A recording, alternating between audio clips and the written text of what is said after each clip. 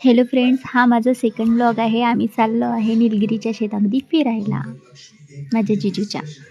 तर आम्ही चाललो आहे, रस्त्यामध्ये आहे, मध्येच एक नथ पडली तर मी माझा रील शूट करून घेतला. ॲक्च्युली मला रील बनवायला खूप आवडतं. तर फायनली आम्ही आमच्या डेस्टिनेशनला निघालो आहे. दोन्ही जिजू मिळून आम्ही चाललो आहे आता. खूप मस्त वातावरण होतं, पाऊस पण थोडा थोडा पडत होता आणि खूप मस्त शेत दिसत होती. तर आम्ही आता पोहोचलोच होतो. आम्ही पोहोचलो आमच्या शेतामध्ये, निलगिरीच्या शेतामध्ये. खूप छान वातावरण होतं.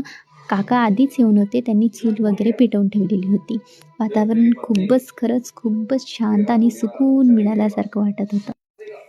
तर आमची जिजूने तयारी केली आहे भाजी बनवण्याची. ताई वगैरे आम्ही सगळे बसलो होतो. आम्ही थोडेसे छोटे शॉर्ट पिक्स घेतले. बघा माझ्या जिजूने किती मस्त पनीर क्यूब्स बनवले.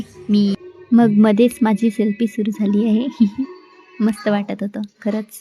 खूप टेस्टी बनले होते पनीर क्यूब्स. मग जिजू वगैरे मिळून मस्त भाजी बनवायला लागली. आम्ही सोबतच घेतल्या होत्या पोळ्या, भात वगैरे, फक्त भाजीच बनवायची होती. मग आम्ही काढलो जेवण झाल्यानंतर सेल्फीज, फोटोज, मस्त एन्जॉयमेंट, फिरलो, शेत वगैरे फिरलो, ग्रुप्स फोटो घेतलो.